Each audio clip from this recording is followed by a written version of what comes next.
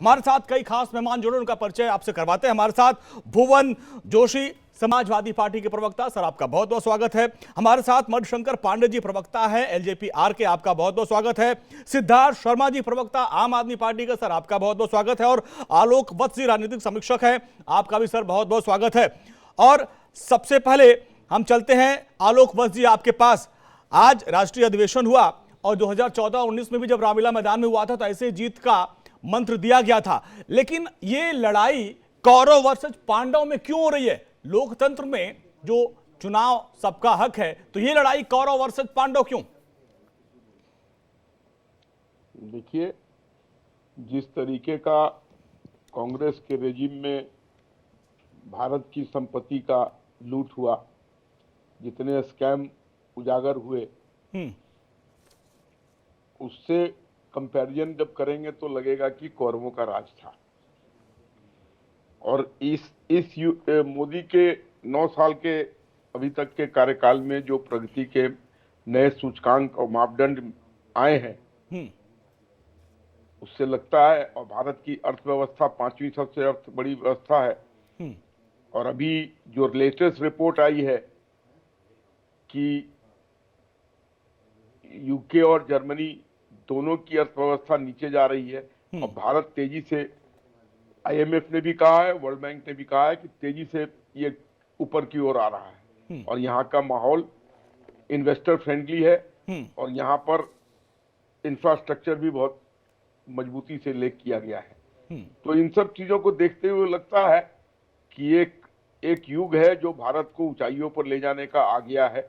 और जितनी चीजें इस कम समय में यहाँ हुआ, वो अपने आप में एक मिसाल कायम हुआ है। चाहे वो जनधन योजना हो, जहाँ 15 करोड़ लोगों के बैंक अकाउंट खुले, या चंद्रयान का उतरना, या नमामि आलोक वत्स जी, ये बहुत अच्छी बात है, आप योजनाओं को गिना रहे हैं, लेकिन गृह मंत्री अमित शाह इस पूरे चुनाव को कौरव वर्सेस पांडव क्यों कर रहे हैं? सवाल यही है। देखिए, ये तो एक परसेप्शन वर्कर्स को उत्साहित करने के लिए क्रिएट किया जाता है, उसमें कोई ऐसी बात नहीं है। और इतिहास की चीजों से ही हम सीख लेते हैं। तो अगर एक परसेप्शन वर्कर को क्रिएट कराने के लिए अगर इस ढंग से कहा गया है तो इसमें कोई दिक्कत नहीं है। ठीक है, आएंगे हमारे साथ जुड़ गए हैं श्रीवास्तव, प्रवक्ता कांग्रेस। यश भाई, आपका भी बहुत बहुत स्वागत। तो सवाल आपसे रहेगा, अब देखिए आज बीजेपी में जोश भरा गया प्रधानमंत्री मोदी ने, और वो अब 2024 की लड़ाई के लिए बिगुल फूंक चुके हैं, अपने कार्यकर्ताओं के अंदर जोश भरा। लेकिन इस दौरान उन्होंने आपके ऊपर और खासकर कांग्रेस और इंडिया गठबंधन के ऊपर हमला किया और कहा ये भ्रष्टाचार और परिवारवाद की जननी है। और अमित शाह ने कह दिया ये लड़ाई कौरव वर्सेस पांडव है इस बार की। देखिए, जहां तक मैंने देखा है, पूरा इतिहास साक्षी है, आरएसएस बीजेपी ने सिवाय ये बेकार की बातों के कुछ किया नहीं है।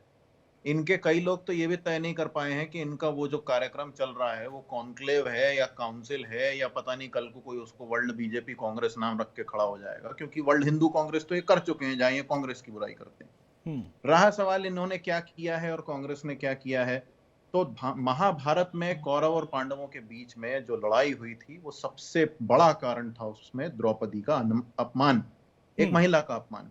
मणिपुर इनको याद दिलाइए, 9 महीने में हजारों लाखों द्रौपदियां पैदा हो गई हैं, लेकिन एक भी कृष्ण पैदा नहीं हुआ है भाजपा में जिसने जाके महिलाओं के लिए वहां कुछ बोला। उल्टे वहां के चीफ मिनिस्टर को संरक्षण दिया जा रहा है अपराध के खिलाफ।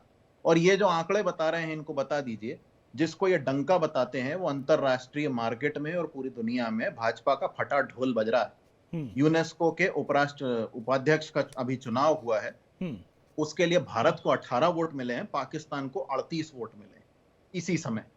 तो जितने भी, और ये आलोक वत्स जी को मैं जानता हूं, ये भाजपा के प्रवक्ता हैं आजकल, पता नहीं विश्लेषक या क्या बन के आने लगे, ठीक है। लेकिन यदि आप इस मुगालते में हैं कि आप बस आके यहाँ रोज केवल अपने कार्यकर्ताओं को हर दूसरे धर्म और हर दूसरी पार्टी के खिलाफ नफरत भरते जाएंगे और आपकी राजनीति चलती रहेगी, तो हाँ, आपका ये तो मतलब आप यश जी, आप कह रहे हैं कि जो पाकिस्तान भुखमरी के कगार पर है उसको हमसे ज्यादा वोट मिल रहा है यूनेस्को में? मिला है। उपाध्यक्ष का चुनाव है यूनेस्को के, और उसमें पाकिस्तान को 38 और भारत को 18 वोट मिले। और वत्स जी को यह भी बता दीजिए कि पूरी दुनिया जो है उसका कॉन्फिडेंस अब भारत में नहीं है, क्योंकि जिन कारणों से अफ्रीका के पिछड़े देशों और पाकिस्तान जैसे देशों से लोग दूर भागते हैं, वही कारण अब भारत में पैदा कर दिए गए हैं। यहाँ पे किसी का भी रहना चलना मुश्किल है, कभी भी किसी से भी उसका जात धर्म पूछ के उससे लड़ाई की जा सकती है। ना तो राम राज में और ना ही युधिष्ठिर के राज में किसी की स्थिति ऐसी थी कि उससे नाम जाति। जवाब आलोक वजी जवाब दीजिए, इसके बाद हम चलेंगे सिद्धार्थ जी के पास। आलोक जी छोटा जवाब दीजिए। बहुत बड़ा आरोप लगा है भाई यूनेस्को में उपाध्यक्ष का चुनाव हुआ, हमसे ज्यादा वोट पाकिस्तान को मिल गया, वो बता रहे हैं। देखिए, इस बात को तो की तहकीकात करनी होगी कि जो ये बात कह रहे हैं उसमें कितना दम है। लेकिन जो ये कह रहे हैं कि विश्व पटल पर भारत की कोई स्थिति नहीं बनी है। अभी आपने देखा कुछ दिन पहले जो यहाँ पे मीटिंग हुआ, उसमें किस तरीके से वर्ल्ड के सारे बड़े लीडर्स मोदी जी के पीछे पीछे घूम रहे थे।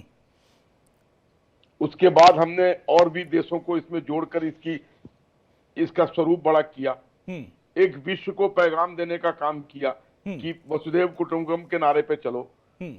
तो इस सारी चीजों को वर्ल्ड के सारे लीडर ने आत्मसात किया और उस पर चलने की हामी भरी। ये पूरे देश ने देखा, पूरे वर्ल्ड ने आलोक जी, यश जी हंस रहे हैं, उनको लग रहा भरोसा नहीं हो रहा आपकी बातों पे। और इनके लीडर राहुल गांधी उस समय विदेश में जो भारत के खिलाफ लोग हैं उनके साथ बैठ के बयान दे रहे थे भारत विरोधी।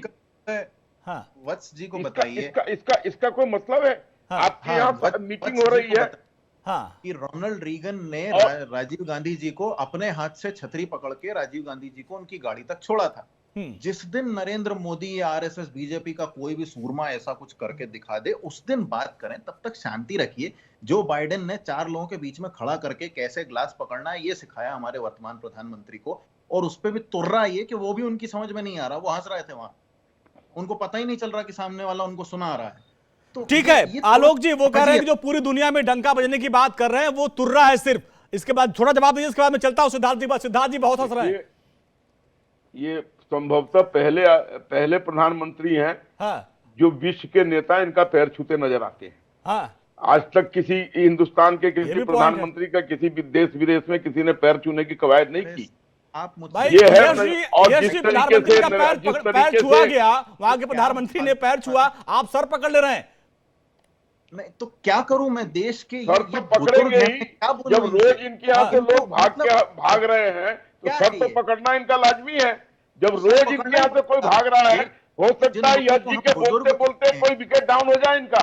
बुद्धि की बात करेंगे, ऐसी बिना बुद्धि की बात करेंगे तो अगली पीढ़ी हो सकता है यश जी के वो जो तस्वीरें आई थी यश जी, आप उन तस्वीरों से नकार रहे हैं क्या? जो प्रधानमंत्री मोदी का एयरपोर्ट पे पैर छुआ गया था, सम्मान किया गया था, आप उससे इनकार करते हैं? रोनाल्ड रीगन ने छतरी पकड़ी थी, क्या आप उससे इनकार करते हैं? एनिमेटेड फोटो है, राष्ट्रपति थे किसी गरीब। ठीक है, तो उस पे सर क्यों पकड़ा आपने? ठीक है, चलते हैं सिद्धार्थ भाई। आप बहुत देर से दोनों लोगों की बात सुन के हम मुस्कुरा रहे थे, लेकिन सवाल यही तो है, वो कह रहे हैं कि भाई ये जो लड़ाई है वो कुरुक्षेत्र की लड़ाई है और जो इंडिया गठबंधन है उसमें आपस में सामंजस्य नहीं है। कैसे आप सभी लोग मिलकर मोदी को हटा पाएंगे? उनका तो एजेंडा क्लियर, आप ही लोगों में क्लियर नहीं है कुछ। सिद्धार्थ भाई। विवेक जी, मैं हंस इसीलिए रहा था कि कल मैं ससुराल गया था, वहां पे मेरे 3 साले साहब आके मेरा पैर छू दिए, तो मैं भी मान लूं कि मैं विश्व गुरु बन गया हूं। तो ये थोड़ा अटपटी बात हो रही है। ससुराल में तो पैर छुआ ही जाता है, जिया जी नाराज हो जाएंगे ना भाई। इसका मतलब हम विश्व गुरु बन गए, ऐसा हम मान ले। ये भाजपा का अगर तर्क है तो ये तो हास्यास्पद तर्क है। देखिए, मेरे ख्याल से हिंदी लाइव के दर्शक बहुत संजीदा होते हैं। सब लोग जानते हैं कि बीता हुआ कल कभी वापस आता नहीं है। फिर भी भाजपा को क्योंकि प्राचीन चीजों से बहुत प्रेम है ना, तो उनको उन्हीं की भाषा में हम थोड़ा बता देते हैं। थोड़ा बताइए। भाजपा ने बिल्कुल ठीक कहा है, क्योंकि ये देख लीजिए कि कौरव कौन थे और कंस कौन थे। जो संख्या में अधिक थे वो कौरव थे। भाजपा कह रही है कि आज हम संख्या में अधिक हैं। जो महिलाओं को वो तो कह रहे हैं कि मोदी अकेला, उसको रोकने के लिए सारे लोग एक साथ हो गए हैं। मोदी अकेला है भाई। आप लोगों का एजेंडा क्या था कि मोदी को सत्ता से हटाना, यही कह रहे थे आप लोग ना, सारे एकजुट हुए, वही तो वो कह रहे हैं। सर वो एजेंडा खत्म हो गया ना। अच्छा, वो खत्म हो गया। पांडव का एजेंडा आ गया ना। अच्छा, पांडव की बात है ना। हाँ, तो कौरव पांडव की बात हम कर रहे हैं, उन्हीं की भाषा में बता रहे हैं कि कौरवों का दावा यह था कि हम संख्या में अधिक हैं, भाजपा का भी दावा है कि हम संख्या में अधिक हैं। महिलाओं का अपमान कौरव करते थे। भाजपा में बृजभूषण शरण सिंह जी हैं, वो महिलाओं का बहुत सम्मान करते हैं। कौरव दूसरों का राज्य हड़पते थे। भाजपा हमेशा ऑपरेशन लोटस करते रहती है। जो डर, कृष्ण जी से डर के कारण उनको जन्म से पहले ही जेल में डाल देते थे। भाजपा सारे ऑपोजिशन को जेल में डाल रही है। जो छल बल डंके की चोट पर दूसरे के ऊपर दमन करते हैं, दूसरे के राज्य हड़पते हैं। दिल्ली में भाजपा यही कर रही है। सुप्रीम कोर्ट के ऑर्डर तक की अवमानना कर रही है। जो खेल में शकुनी जैसा धोखा देते थे वो कौरव थे। चंडीगढ़ में जिस तरह से भाजपा ने चुनाव चोरी किया, तो मुझे ये बताइए कि भाजपा को क्या लगता है कि आप भगवान का नाम ले लीजिएगा तो सब मूर्ख बन जाएगा? अरे महाराज, सीता को भी हरण करने के लिए रावण के रूप में थोड़ी आया था, वो भी तो साधु के रूप में आया था। तो आप साधु बनते ही आप मान लीजिएगा कि सभी लोग आपकी बात मान लीजिएगा? नहीं, आप सही कह रहे हैं, आप सही कह रहे हैं कि साधु बन गया। लेकिन हमको वो केजरीवाल जी का बयान भी याद आता है जब नानी जी काफी नाराज हो गई थी, लेकिन अब आप तो भी तीर्थाटन करवा रहे हैं।